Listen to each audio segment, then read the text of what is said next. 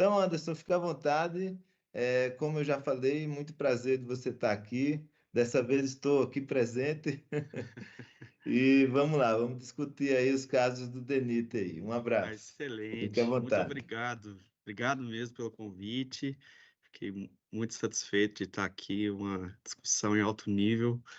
A professora Marli aí realmente mostrou muita coisa interessante. Eu sou um dos entusiastas do BIM, que eu fomento o BIM aí na parte de governo. Ela citou muito bem a questão da obrigatoriedade nas contratações públicas, então eu tenho acompanhado isso desde aí 2017.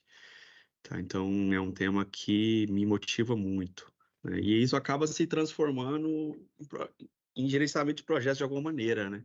Seja em processos de mudança institucional, seja em estudos de casos, que depois você implementa uma nova metodologia, uma nova maneira de fazer. Então, é um tema muito relevante. Eu vou compartilhar minha tela aqui com vocês. Vamos lá, deixa eu pegar aqui. Pronto. Então, eu sou o Anderson Alvarenga.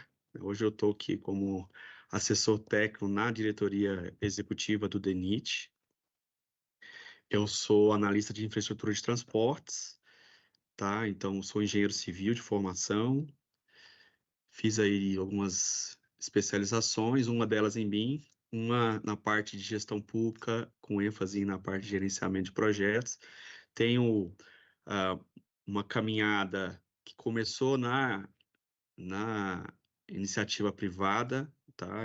Mas sempre atuando com obras e grandes projetos, tá? Então, pegando o setor de telecomunicações inicialmente, onde eu comecei a aprender gerenciamento de projetos, e aí depois fui para o setor de construção de hidrelétricas, tá? E agora, depois, então, vim para o governo, estou aqui há 12 anos já.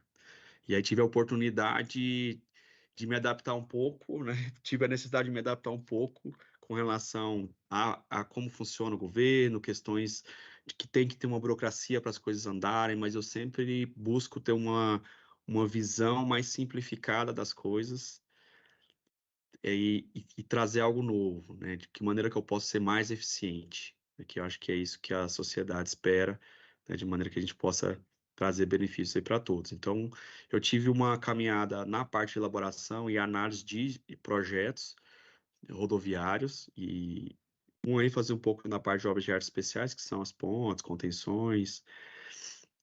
E aí depois fui para a assessoria dessa diretoria de planejamento e pesquisa, e aí já ampliou um pouco os cenários e também me deu oportunidades de trazer novos temas, tá? E fazer algumas reestruturações na área de gestão, tá? Então eu consegui implementar um PMO numa diretoria e também tocar alguns projetos de inovação. Depois migrei para a diretoria executiva, fui coordenador de gestão estratégica, tá? E consegui conectar os vários níveis, né? Você tem um nível estratégico, um tático, operacional, é, fomentar aí uma carteira de projetos, então foi um trabalho bem interessante. Aí no último governo eu atuei um ano e meio, depois saí, fiquei mais na área técnica de novo e agora estou retornando. Nesse trabalho, estou implementando novamente um PMO, né, gerenciando aí a carteira do PAC nos empreendimentos rodoviários. Então está sendo um desafio bem interessante. E aí tem um tema que é bem legal, assim, que foi uma das coisas que eu tive, uma das áreas de conhecimento que eu tive muita dificuldade de assimilar, que é a parte de gestão de riscos. E aqui a gente tem um estudo de caso, né, bem interessante, o DENIT é referência nesse tema, e aí eu vou puxar para o lado prático, tá? Porque a parte, talvez um pouco mais, né, acadêmica, isso vocês têm hoje acesso a muito material, tá? Então, a minha intenção aqui é trazer algo um pouco mais prático e proporcionar aí uma discussão sobre o tema. Então, a gestão de riscos em contratações integradas. Então, nós vamos descobrir o que é contratação integrada, para aqueles que não conhecem, e aí como que isso vem solucionando um problema e trazendo também mais resultado para a sociedade na visão do DENIT. Então, eu vou passar rapidamente aí sobre alguns pontos. Um nivelamento rápido, o que que seria o gerenciamento de risco, que vem a ser a contratação integrada nos empreendimentos rodoviários, e aí abro um estudo de caso com a nossa metodologia aqui, que vai estar com todas as referências para com calma, tá? Tema. E aí a gente fecha com uma discussão.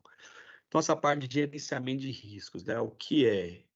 Tem vários autores e textos rebuscados que vão falar sobre isso, tá? E aí eu gosto de falar que é a arte do e se, sabe? E se? E se acontecer isso? E se acontecer aquilo? Então, isso pode, de alguma maneira, impactar no teu resultado, tá? Então, é você começar o que pode dar errado no meu projeto, no que eu estou fazendo, e aí você começa a identificar riscos. E aí você passa a trabalhar também com probabilidades. Aquilo pode acontecer ou não, aquilo pode ter um impacto pequeno, um impacto maior, e isso gera um desdobramento, né, de situações onde você subsidia aí uma tomada de decisão, né? O que fazer caso aquilo ocorra, maneiras que você vai ter resposta a esses riscos. Então, enfim, você tem todo um processo formulado para você lidar com essa temática que estão aí na bibliografia, tá? Então, isso é importante? Muito, muito, muito importante. Assim, na parte de tomada de decisões de negócios, isso aqui subsidia de uma maneira, né, muito importante. E ela pode afetar, a gente pode afetar todas as outras etapas, né? Todas as outras grandes áreas de conhecimento. Então, ele pode afetar diretamente o seu custo, ele pode mexer no prazo, né, a qualidade, até uma alteração de escopo. Então, isso é muito importante. E aí, principalmente no contexto de governo, às vezes você pega uma empresa ganha, por exemplo, a execução de uma duplicação de rodovia, de uma restauração, uma adequação, uma construção de uma ponte, qual seja o empreendimento, e ele já deu o preço.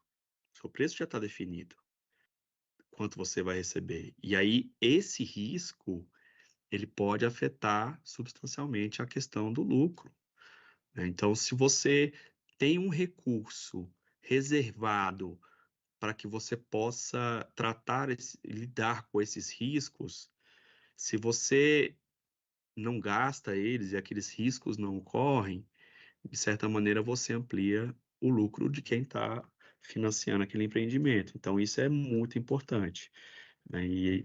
E pode ser decisivo aí no portfólio de toda a instituição. E aí, o que é legal de observar também é que você pode dar um viés na questão do risco. E isso é muito importante. Um viés no sentido de escolher, de ter um contexto, de categorizar de alguma maneira esses riscos para que você possa separá-los e lidar com eles. Porque quando você começa, como é que você vai descobrir quais são os riscos daquele empreendimento? Então, você tem uma captura de risco. Você precisa ter expertise, o gerente de projeto está tocando, mas, obviamente, você vai precisar conversar com os diversos especialistas que você tem naquele projeto, tá? E, ao conversar, você, então, vai vendo diversos tipos, e aí você pode separar eles por categorias. E tem um contexto, olha, eu quero identificar agora riscos que vão afetar o meu custo, que vão afetar o meu cronograma, risco de imagem da instituição, né? O que pode acontecer aqui que eu posso ter um problema de imagem e isso afetar, por exemplo, o interesse dos investidores. Então, você tem uma nuance muito importante, sabe? E isso pode deixar o seu trabalho mais simples ou mais complicado. Se você for abranger vários desses contextos, o esforço é bem maior, porque são mais riscos que precisam ser observados. E se você também vai focando um pouco mais, você talvez consiga ter uma efetividade no acompanhamento dos riscos, né? Eu gosto muito de falar isso. Técnicas e ferramentas, a gente tem muitas, né? Uma pessoa que está muito bem preparada, que estuda bastante, ela tem uma caixa de ferramentas vasta. Agora, qual eu vou usar? Eu não vou usar todas as ferramentas do mesmo projeto. Então, eu tenho contextos, nuances diferentes, tá? Então, às vezes, um projeto é muito rápido, se você demorar demais no gerenciamento do risco, né, já entregou a obra, por exemplo, né? Você demorou tanto que já acabou, essa obra não existe mais, agora vai discutir isso em outra. Então é importante, sim, né, isso tem sido discutido nas instituições e não é diferente no serviço público, Só que aí você também tem que tomar um pouco de cuidado com os tipos. Então, você tem, por exemplo, o que eu estou trazendo aqui é na contratação da obra pública. Mas eu posso ter um risco institucional, por exemplo. Posso ter e aí, fugindo desse escopo, custo e prazo, né, na qualidade, você pode ter, por exemplo, que nós temos um risco orçamentário, tá? Então, o recurso que eu comecei o ano, talvez eu não tenha ele no meio do ano, que é o que nós estamos vivendo nesse momento. Discussões se haverá contingenciamento no orçamento público ou não, tá? E onde seria esse eventual contingenciamento. Então, assim, isso é muito importante, né? Então, por exemplo, agora, ah, alguns anos atrás, a gente teve a maior restrição orçamentária da história do DENIT. E aí, nos últimos 2 anos, né, ano passado e nesse ano, nós temos um crescimento aí de 200, quase 300% aí no orçamento. Então, são números muito expressivos que muda a dinâmica da instituição e você precisa fazer essa gestão de risco. Agora, tem uma equipe adequada, eu consigo tocar tudo ao mesmo tempo, eu consigo manter a qualidade, eu consigo garantir a integridade das pessoas e atuando nesse procedimento. Então, isso é muito importante, tá? Ter essa noção. Existem vários tipos de riscos, por exemplo, as contratações todas já têm matriz de risco, né? Isso já foi institucionalizado dentro do governo e é obrigatório que se faça gerenciamento de risco. E aí a gente vai ganhando maturidade discutindo o tema. Então, vou delimitar um pouco o contexto depois dessa introdução. Eu vou falar agora riscos para a contratação, tá, de um projeto, né, ou execução de uma obra, tá? Para a contratação pública. Então, isso é importante. Aqui eu coloquei de maneira simplificada etapas, tá? Então, na metodologia do DENIT, tem essas etapas que são simplificadas. Se você for estudar um pouquinho mais, você vai ver que existem outras. Por exemplo, nessa etapa inicial, você tem que identificar os riscos, depois você passa a quantificá-los, né? Então, você tem uma análise qualitativa e quantitativa, e aí você prioriza seus riscos, monta essa resposta ao risco, porque você pode ter uma tomada de decisão ali em cima de cada um deles, ou de cada grupo de riscos, e aí você formula os planos para a resposta e vai monitorá-los, né? Então, eu não entrei nessa etapa de monitoramento e acompanhamento dos planos dos riscos residuais. Eu estou pegando só o que a gente vai abordar aqui hoje, tá? Então, vamos focar em identificar os riscos, quantificá-los e dar uma resposta, tá bom? E aí, o que é essa tal de contratação integrada? Antes, eu preciso te trazer um pouco do contexto do problema, né? O problema que é um dos grandes desafios aí do setor público, tá? Então, a gente tem que fazer uma licitação, né? Garantir que a gente vai ter aí o melhor preço, acordado, né? Obtendo ali o que foi realmente descrito e detalhado em cima no caso de uma obra, de um projeto, né? Falando de obra, né? Você vai ter um projeto que vai subsidiar uma contratação de uma obra. Então, vejam, por que demora tanto a partir do momento que você fala, olha, vou ter essa obra? Por quê? Então, assim, você tem que rodar uma licitação. Essa licitação hoje vai de 4, 6 meses para uma licitação. Aí você contrata a execução de um projeto. Um projeto vai demorar uns 1 ano e meio, 2 anos, tá? Dependendo do tamanho, claro, tem projetos que vão 1 ano. Mas a empresa precisa mobilizar, precisa ir a campo, faz estudos, né? Define ali, começa a discutir a concepção daquilo que vai ser realizado, apresenta para a autoridade que vai validar e aprovar aquilo ali, a instituição, né? E aí você tem finalmente um projeto aprovado. Esse projeto, ele pode ser dividido em etapas, tá? E aí nós temos 3 tipos. Inicialmente, nesse modelo, nesse contexto, a gente tem 2, depois na integrada, ter uma terceira, que seria o quê? Um projeto básico e um projeto executivo. Até a definição do que é básico e executivo muda, tá? Então, no DENIT, a gente realmente tem muitos normativos e a gente tem um corpo técnico muito capacitado, a gente cobra bastante no projeto básico. E ali você definiu qual é a sua solução, você já fez todos os seus estudos, e então você passa para a etapa de executiva a detalhar, né? Então, você tem várias disciplinas de projetos que você tem que conduzi-las todas de maneira coordenada, tá? Para que você obtenha esse resultado. Com o projeto executivo, você tem um orçamento, você sabe exatamente o teu escopo, né? Isso está muito bem, tem uma acurácia muito grande no teu orçamento, e aí você passa, então, a uma tomada de decisão. Você formou carteira de projetos. Qual desses projetos eu vou executar perante o orçamento que eu tenho disponível? E discussões orçamentárias, nós já estamos discutindo o orçamento do ano que vem.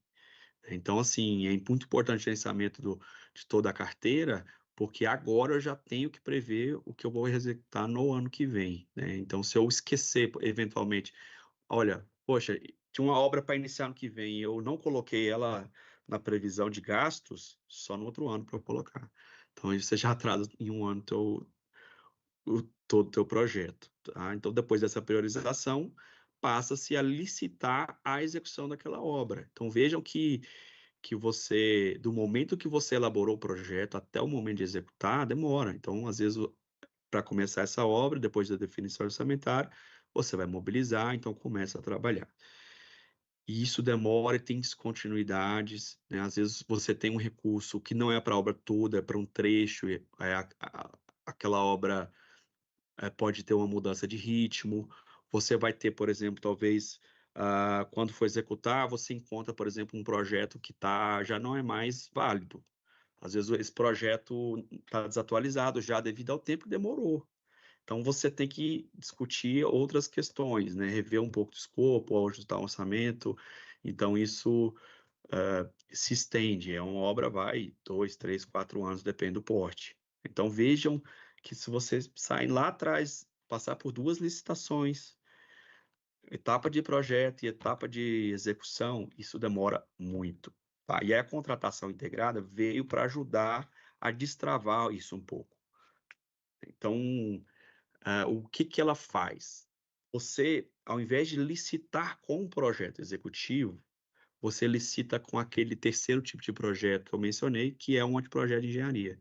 Então, esse anteprojeto de engenharia, ele discute mais a concepção em si, ele tem, claro, uma base de dados onde você consegue estimar um preço referencial, tá? Mas todo o detalhamento ainda precisa ser feito daquela situação, e para aquele caso, às vezes, você ainda pode trocar a solução no meio do caminho, ou ser necessário algum ajuste.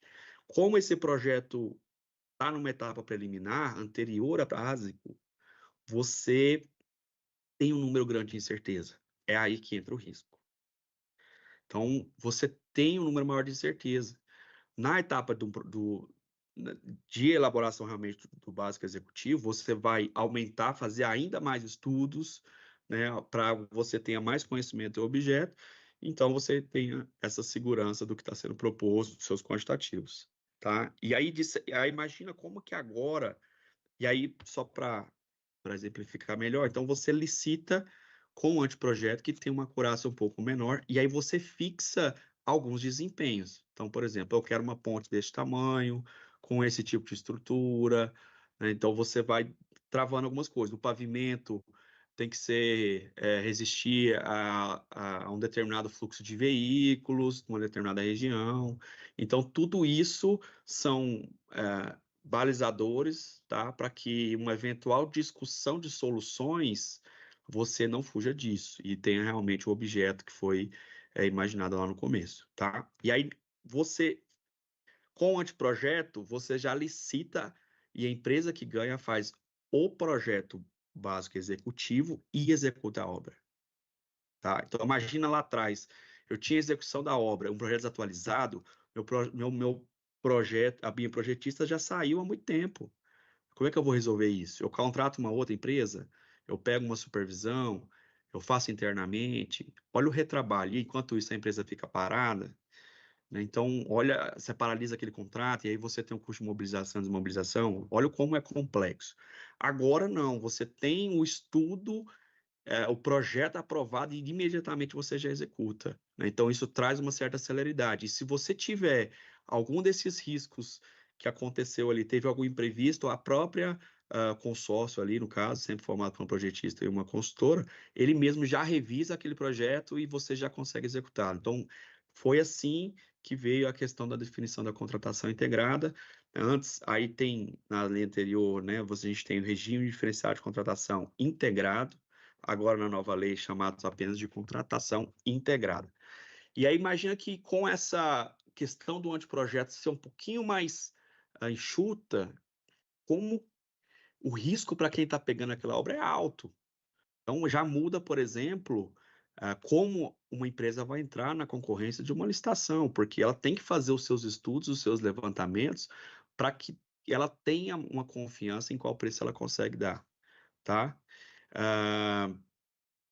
E aí, se o projeto não está tão detalhado, pode ter um risco quantitativo, pode ter algum imprevisto, um solo mole, por exemplo, numa região, você pode ter uma dificuldade com a jazida, as incertezas são maiores. E aí o DENIT, então, nessa metodologia de risco, tem uma reserva de contingência, então a gente mensura, preciso mensurar esse risco, de maneira que eu possa remunerar essas incertezas, de maneira que você coloca um incremento no seu orçamento inicial, ou seja, eu fiz o meu anteprojeto, me deu lá 100 milhões. Faço uma análise de risco, isso tem que passar por aquela. Então, eu identifico quais são, passo pela quantificação, isso vai se tornar um valor em dinheiro representado financeiramente, onde, para uma determinada confiabilidade, eu defino o valor dessa reserva de contingência. Eu adiciono isso ao risco. E ao fazer isso, ao valor inicial do orçamento, e tem então o orçamento final. Existe também uma matriz onde eu consigo falar quais riscos podem ocorrer e de quem é a responsabilidade caso ocorra. Tá? Então, isso faz com que seja viável e quem for realmente estudar aquela situação tenha uma condições de lidar com eventuais adversidades que vão surgir, né, e possa realmente ser remunerado por isso, tá? Então, isso aproximando o valor que eu teria do empreendimento. Então, é mais ou menos assim, você tem uma otimização de todo esse fluxo complexo entre contratar, elaborar projetos, fiscalizar e acompanhar os empreendimentos, né? Então, de maneira que você tem projetos mais é, atualizados e que vão ser imediatamente executados, menos discussões e você não pode ter, salvo exceções, bem exceções, você não pode ter aditivos contratuais. Então, a empresa tem uma certa autonomia também para propor soluções e trazer inovação. Então, foi um assunto bem interessante de se estudar, tá? E aí eu já consegui contextualizar aqui de que maneira que essa contratação integrada se relaciona com a gestão de riscos, tá? No nosso caso, eu posso fazer uma análise, por exemplo, só de cronograma. No nosso caso, não. A gente fez para valorar essa reserva de contingência e melhorar o preço de referência, tá? E aí, essa metodologia toda que vai seguir esse processo que eu mencionei, ela está em dois documentos principais. Uma é essa instrução normativa de 2021, ela teve uma outra instrução normativa que ajusta ela, mas são complementares, tá? E aí vai estar bem, já está compilado, só jogar no Google aí que você acha. E tem esse guia de gerenciamento dos riscos de obras rodoviárias, que foi publicado pelo DENIT em 2013, para que se regulamentasse o trecho da lei que permite essa questão desse cálculo, dessa verba de contingência. E o DENIT, então, é referência né, nas obras de infraestrutura com relação a esse tema desde então, tá? Então, aí vai ter referência bibliográfica, os principais conceitos discutidos, a metodologia como um todo. Então, eu vou passar aqui rapidamente como que funciona isso. Então, naquela primeira caixinha, que era de identificar os riscos, né? Como que isso acontece? Aqui tem um fluxo, ele traz até um pouquinho mais da ICGE Directs, que é uma coordenação de gestão estratégica aqui na diretoria executiva. Então, é aqui que a gente faz esse cálculo, tá? Dessa etapa. Então, está um pouquinho mais detalhado aí. Se você ler os manuais, você vai conseguir entender bem exatamente o que a gente está passando. Mas, no geral, eu tenho ali uma diretoria demandante, onde ele vai apresentar não um projeto executivo, lembra? Um anteprojeto, mas um anteprojeto capaz de estruturar e definir o meu escopo e o desempenho que aquela nova construção deve ter, um orçamento referencial e essa matriz de risco que já está previamente estudada. Então a gente fez um trabalho ao fazer o guia e foi atualizado depois. Inclusive vai sair uma atualização esse ano desse guia, tá? Vai ser bem interessante, onde a gente já sabe os principais riscos que eu tenho envolvido para cada tipologia de serviço que está sendo executado. Então, esse material é o risco na prática.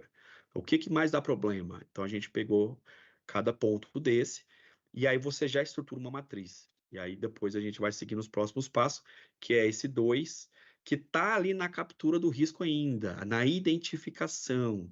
Então, o que que eu faço? Ou tem vários métodos. Você pode pegar dados históricos, que costuma dar problema nesse tema, né? Quais são esses dados? A gente usa dados históricos, na verdade, mais para trazer a percepção de quais são, mas como cada obra é única e está numa região diferenciada, a gente faz uma reunião onde eu trago os especialistas para uma captura de risco. Então, é nesse momento que eles vão identificar e fazer uma quantificação do risco, tá?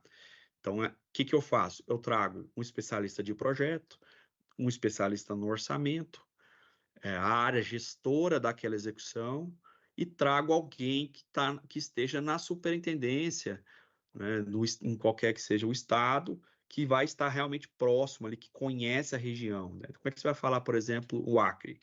O Acre, nós temos dificuldades nas construções porque nós não temos pedra, né? Então, acaba que eu tenho a necessidade de trazer é, a parte de brita, por exemplo, de Rondônia, de outro estado.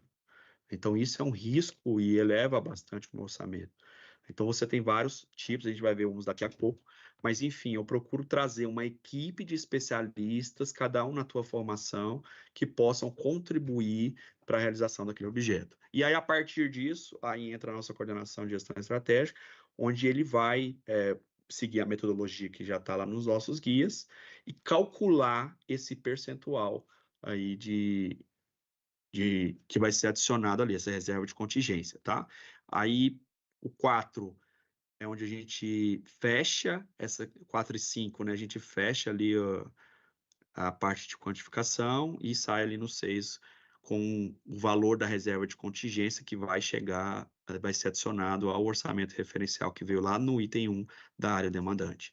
Então, é mais ou menos nessa linha, né? Tem um comitê que aprova isso. Então, veja, tem um comitê de especialistas e tem um comitê dos gestores. Então, eu trago o especialista do orçamento, eu trago também o diretor da área dele para esse comitê que fecha o valor proposto pela nossa diretoria. Aí eu tenho o superintendente da área, eu tenho uma outra diretoria de execução das obras, né? Então, a gente tem esse comitê para que não seja uma decisão unilateral, né, ou monocrática, tá? Então a gente tem esse é o rito que segue aqui interno no DENIT. E vamos agora falar um pouquinho mais de um case específico. Então, por exemplo, isso aqui são dados reais, tá? Peguei um case nosso aqui que já foi licitado, que já vão trabalhar e estou trazendo aqui para vocês. Porque essa parte do risco ela é sigilosa, né? Ela não é divulgada. A gente não divulga o preço, na maioria das licitações não divulga o preço, né? Somente depois. Então, essa parte do risco ela é sigilosa e aí depois fica público, aí não tem problema a gente mostrar. Então, vejam que a partir da sua estrutura analítica de projeto ali, do que você tem que executar, você começa a ter alguns temas, tá? Então, por exemplo, pegando esse cronograma físico-financeiro, eu tenho ali, ó, do 1 ao 12. Eu tenho projeto, tenho serviço preliminar, preparação do terreno. Aí, esse caso aqui é uma ponte, vai fazer a parte de fundações, pilares, a parte superior, tá? Mas poderia ser a terraplenagem, o pavimento, né? Então, tudo isso vai mudando, né, conforme a situação, né? Então, E aí, os especialistas vão se debruçar sobre cada um desses temas. Primeira coisa que eu faço é separar e ter o valor de cada uma dessas etapas, tá? Isso é importante porque depois eu faço a questão da probabilidade de impacto do risco daquele item, e aí eu utilizo esse valor de quanto custa para chegar nessa contingência. Aqui é uma matriz de exemplo, tá? E está até trazendo aqui de projeto rodoviário mesmo. Então, por exemplo, eu tenho um risco em projeto, tá? Então, por exemplo, o meu projeto está adequado, pode ter uma variação de quantidade ou de valor. Então, isso aí entra nesse risco de projeto. Então, os analistas vão falar, não, esse aqui foi muito bem estudado, a gente tem número elevado, aqui a região não tem muita variação geológica, né, acaba que é padronizado, né, não tem, é mais homogêneo, e aí você vai tendo essa percepção. Então, por exemplo, a disponibilidade de insumos, não, tem uma jazida realmente próxima, a gente já verificou que ela não se exauriu, né? Não tem a necessidade de buscar outra jazida, então a gente tem os quantitativos suficientes para executar a obra. Tudo isso vai me dando mais segurança e eu vou diminuindo o meu risco de ter mudança naquele item, tá? Então, por exemplo, desapropriação é sempre algo delicado, né?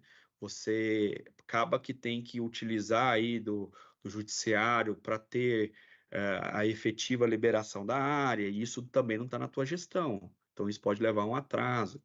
O número de famílias que talvez estejam em situações ali que precisam ser indenizadas, né, pode se elevar, além daquilo que você já identificou, tendo em vista que você pode ter estudos realizados com um certo defasagem, né?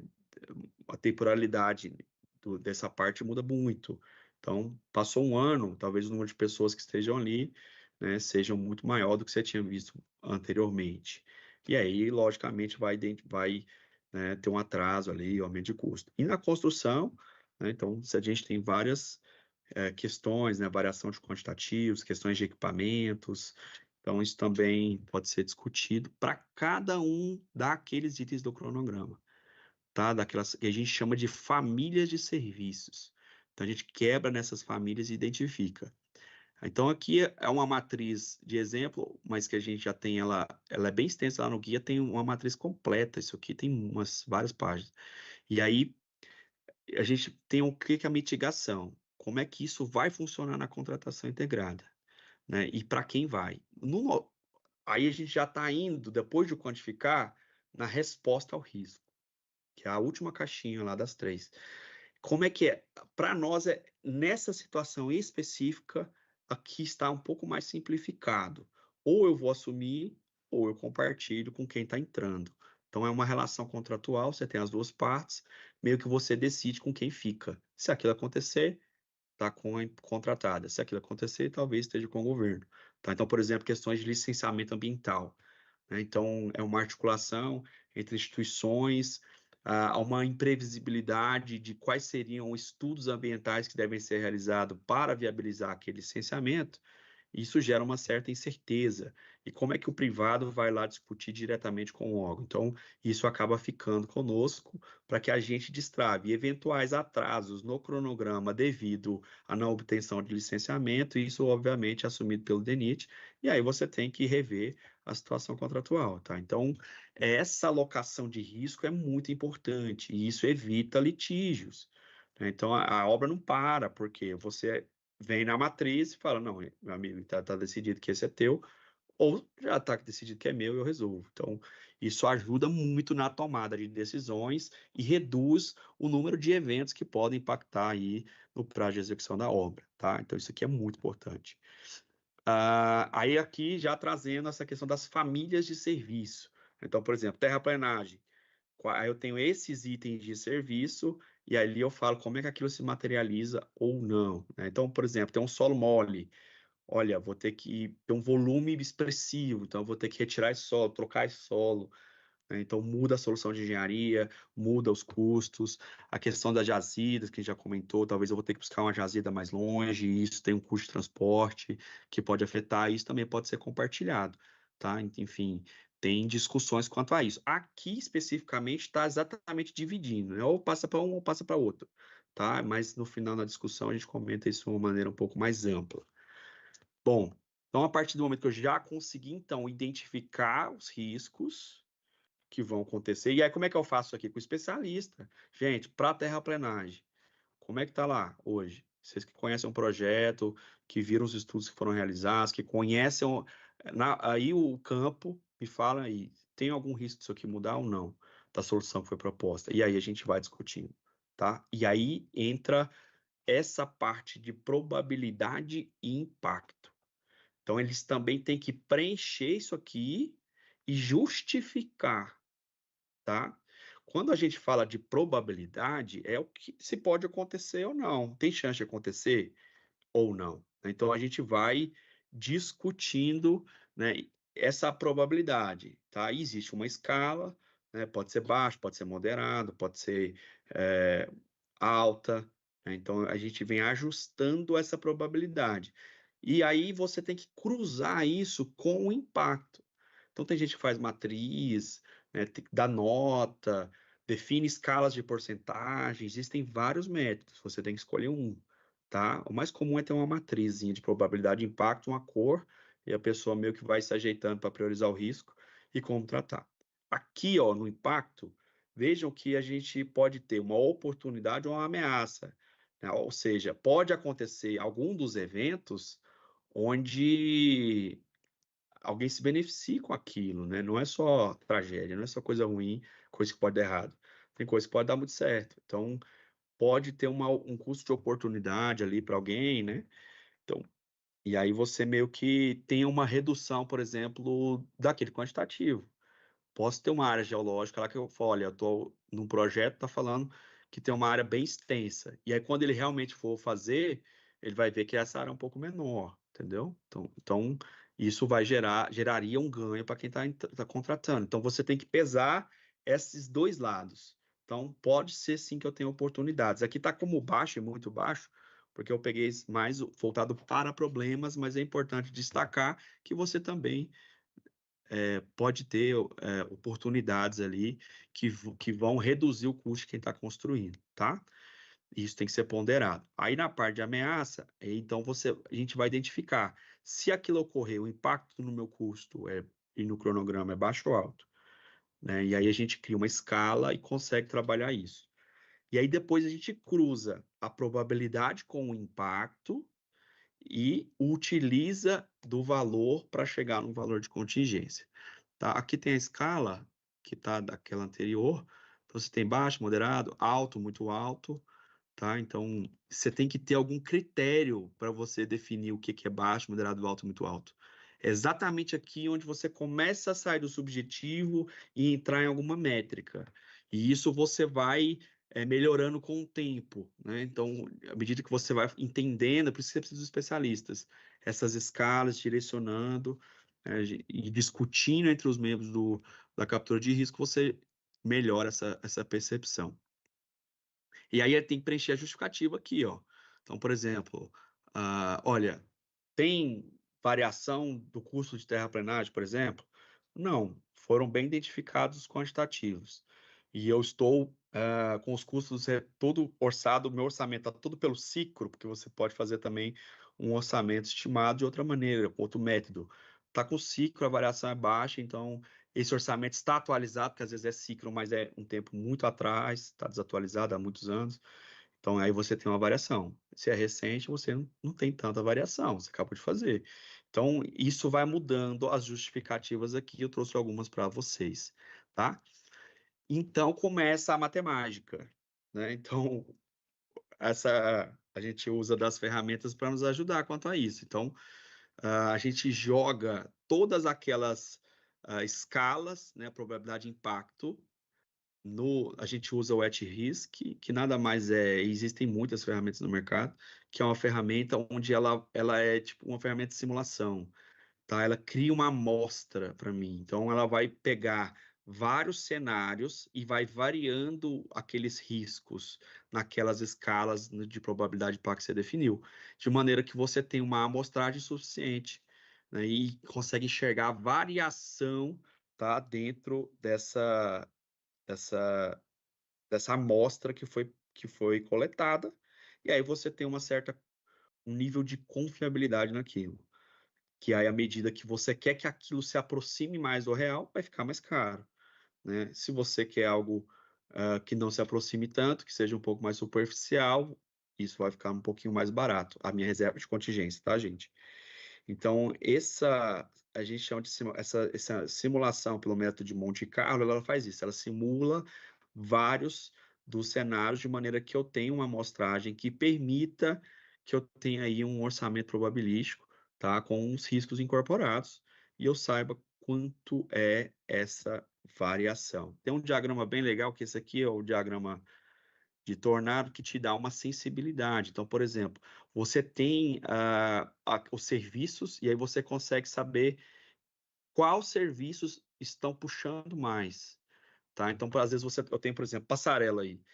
Eu tenho uma passarela prevista para ser executada e ela está puxando muito o meu risco, né? Tá? Só que aí, às vezes, ela é um valor não tão expressivo no meu orçamento. Então, isso acaba refletindo numa parcela de orçamento mais baixa. Quanto que um outro, por exemplo, super, infra, ou administração local, pode te dar um impacto, um valor até maior, porque aquele serviço é mais representativo dentro do meu orçamento. Então, aí você tem esse balanceamento e começa a entender o comportamento e ver se isso está realmente com a prática, com o que os especialistas colocaram para nós, tá? E aí você tem essa eventual faixa. Então, aqui está uma planilha onde você está no de pré-mitigação ali, a mais à esquerda, e lá no final você tem qual seria aquele custo, né, depois ali da probabilidade de impacto, que a gente definiu as faixas de percentuais, e aí eu consigo enxergar qual o impacto no custo devido àquela família de serviço, tá? E aí então, simulo para o Monte Carlo, né? Faço várias iterações, onde eu vario na minha amostra os riscos, a probabilidade deles ocorrerem, e isso vai me dar uma distribuição. Eu escolho, então, tenho aqui um orçamento probabilístico, e aí você tem que ter um certo nível de confiança, tá? Então, isso está ligado ao apetite ao risco. Cada instituição tem a gente definiu o nosso, que a gente adota uma confiabilidade de 80%, tá? E isso vai me dar uma verba de contingência. Quanto mais confiabilidade, maior a minha verba de contingência. Mas eu também não posso pegar uma confiabilidade baixa, que não vai representar aquilo que vai acontecer. Então, a gente adotou aqui 80%, tá? Mas pode ter outras experiências, um projeto pode ter uma característica muito específica, você pode ter tratamento diferenciado ao risco, enfim. Aí tem uma gama, né, de discussões, tá? E aqui é legal, assim, então, para a gente entrar no fechamento aqui. Essa questão que eu queria mostrar para vocês é que a gestão de riscos, ela pode ser realmente decisiva no sucesso de uma contratação. Então, a empresa pode achar, é sempre você coloca se aquele projeto para de pé, né? Cadê a análise de custo-benefício para quem está entrando, né? Então, assim, ele vai pesar isso. Ele vai pesar. E se ele tem um nível muito alto de incertezas, o preço dele é mais caro. Tá? Ele vai considerar, não vai entrar para tomar prejuízo. Então, ele acaba considerando situações que deixam aquilo um pouco mais, o preço dele mais caro. E se eu, de certa maneira, remunero e deixo claro nas minhas matrizes quais riscos estão comigo, quais com ele, eu deixo mais clara essa relação e remunera a parte que ele está assumindo, e isso melhora ali a contratação, tá? Então, isso tem sido essencial. E aí, pensando um pouco fora da caixinha agora, né? Poxa, isso a gente vê muito, né? Muitas referências trazem isso. Ah, probabilidade, impacto, e isso pode mudar se os projetos, pela temporalidade dos projetos. Então, por exemplo, essa obra de execução, às vezes é 4 anos, 3 anos, é um projeto que a minha incerteza está um pouco mais controlada. E quando a gente passa, por exemplo, para uma situação de concessão rodoviária. Então, assim, agora eu estou ampliando um pouco para que vocês tenham mais opções na mente, vejam o que é possível aplicar em qualquer coisa, né? Então, veja a complexidade de concessões rodoviárias. Às vezes você tem concessões de 30 anos. Você consegue vislumbrar 30 anos à frente? Tá? E toda a parte financeira, para que você tenha um fluxo de caixa adequado, uma análise de vantajosidade, né, um custo-benefício, você precisa partir de alguns estudos. Então, você tem que ter dados, tá? Dados de demanda, por exemplo. Quantos veículos passam naquela rodovia? E aí você tem que também usar alguns critérios, uma econometria ali, para que você possa estimar o que vai acontecer. E a chance de você errar isso é grande, porque são 30 anos. Por mais que você utilize métodos, você pode ter poucos dados, ou seu método não está adequado, que a gente, ou que o, não tem aquele comportamento que você está sendo talvez otimista naquele momento, que é o que acaba refletindo em devolver uma concessão, né? Ter que relicitar, fazer um leilão novamente. Então, assim, para que o que pode ser melhorado nas concessões rodoviárias, em termos de gerenciamento de risco, para que a gente possa compensar essa insegurança, essa dificuldade de se prever 30 anos. Então, assim, o nosso país, né, é governado em ciclos de 4 anos. Então, você enxerga esse e consegue vislumbrar, talvez, 4 mais 4, então 8 anos. 12 você já não enxerga nada, né? Então veja a complexidade de você atrair um investimento expressivo, né, que vai ter um retorno no longo prazo. Então, existem, da mesma maneira, riscos identificados e esses riscos são tratados de maneira diferente. Ali na contratação integrada, eu apenas, né, ou está comigo ou está com você. Aqui não.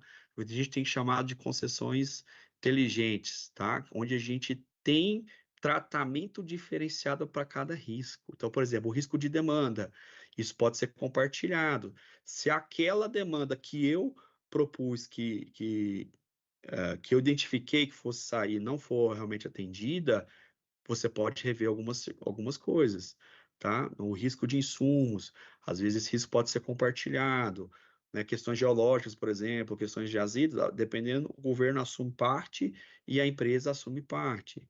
Frustração de receita, então a gente está vendo aí a adoção de tecnologias com free flow, que é você ter o pedágio sem praça de pedágio. Então você tem algo similar a equipamentos, né, similares aí a radares, que tem câmeras e questões de tags, onde ou você paga pelo aplicativo ou já debita na sua tag. Então você pode ter uma frustração de receita, pode ter uma inadimplência quanto a isso. Como fica isso? No nosso caso aqui pode ser meio a meio, entendeu? Então isso é interessante. Eu acabo incentivando a adoção de tecnologia, mas ao mesmo tempo eu compartilho, né, o risco da adoção daquilo ali, tá? A mesma coisa para o risco geotécnico. Então, vejam que pode ser mais amplo, né, pode trazer inovações e mudar a maneira que nós estamos fazendo aí. Eu acho que eu falei bastante, espero que tenham conseguido me acompanhar, tá? Então, eu devolvo a palavra aí à organização. Obrigado. Sanderson, já vou entrar aqui, viu? Já entra aí com uma pergunta, vai ver. Anderson, obrigada. Muito legal, né, ter essa ideia como bem prática. Na antiga universidade que eu mencionei, né, era um programa de gestão de projetos, então a gente dava vários cursos de forma compartimentada e um deles era gestão de risco. E eu mencionei também que eu me considero ainda aquele ensino raiz de gestão de projetos e eu vejo muito valor agregado nisso, nesse processo todo para pensar na gestão de risco. Mas entre os meus vários comentários aqui, eu acho que eu vou escolher uma anedota. Também, eu não vou falar muito aqui, né? Eu não vou falar vou falar o milagre, mas não vou falar o santo. Mas na área de construção, ainda eu não sou da área de construção, mas essa anedota veio de alguém, um profissional de construção. Ele falou: pô, Érica, eu trabalhava numa empresa, né? Ela prestava serviço de construção, então ela se ocupava principalmente pelo projeto, né? Para fazer o projeto técnico de engenharia.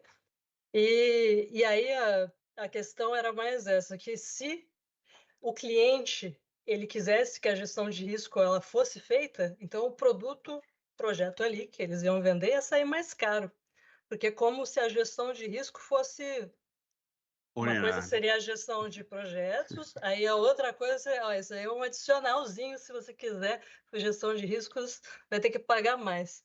Aí eu queria ouvir um pouco como vocês enxergam isso, né? Porque a princípio na sua instituição você compartilhou com a gente já está bem maduro, já está bem integrado, mas na sua experiência aí no geral você vê como isso é na sua experiência você vê que as empresas veem de formas diferentes. Isso eu estou falando com empresas com maturidade e gestão de projetos, né? Porque se aí a gente fala que a empresa nem pratica gestão de projetos, já está em outra conversa. Então eu queria para lançar essa como debate. Eu vejo, você colocou muito bem aí, né? Às vezes pensa que é um custo a mais que ele vai ter, uma pessoa a mais que ele tem que contratar. E eu tive a oportunidade de conversar com muitos gestores, né? E trabalhar com eles ali. E quando você começa a mostrar os benefícios de uma gestão de risco, ele fala, não, eu quero, faz virar para mim. E o grande desafio que eu vejo assim para que você não fique nos jargões, nos papéis, manuais, metodologias que estão na gaveta, é conduzir as pessoas de maneira que você tenha algo confiável e que realmente subsidie a tomada de decisão no tempo adequado. Tá? Eu acho que esse é o grande desafio, porque o gestor, às vezes, ele se distancia da parte operacional e ele depende do dado que está vindo consolidado. E o risco permite que ele tenha uma visão muito interessante, consolidando alguns dados de uma equipe multidisciplinar. Então, você tem que ser capaz de conduzir uma equipe multidisciplinar de especialistas para trazer aquilo. Não é simples, tá? Exige experiência, mas quando ele tem algo assim na mão, ele toma a decisão com mais segurança, entendeu? Então, isso, ele viu que há possibilidades, onde tem mais risco, onde tem menos, e isso vai norteando toda uma tomada de decisão. Qual tecnologia que eu vou adotar? Por exemplo, às vezes, a gente falou de ponte aqui, olha, eu estou com risco muito alto nesse tipo de fundação, vamos mudar, entendeu? Então, por exemplo, tinha uma ponte que foi feita 100% com pré-moldado, e aí ele reduziu, por exemplo, o número de funcionários dele. Você chegar na obra, parecia que estava a obra parada, mas é porque estava toda uma construção industrializada, né? Então, às vezes, isso é uma decisão de negócio, né? Assim, que impacta muito no resultado. Então, os gestores que eu tive a oportunidade de trabalhar viram, né, de uma maneira muito interessante, né? E pagariam por isso, sem problemas.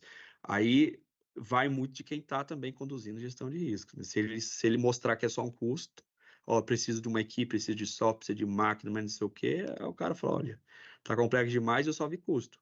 Cadê o benefício? Aí cabe aos gestores, né, aos gerentes de projetos conseguirem traduzir isso, porque você tem que equilibrar o que você tem de recurso disponível para aquele tipo de resposta, no tempo que você tem, né? Então, você tem que ter uma certa experiência para colocar.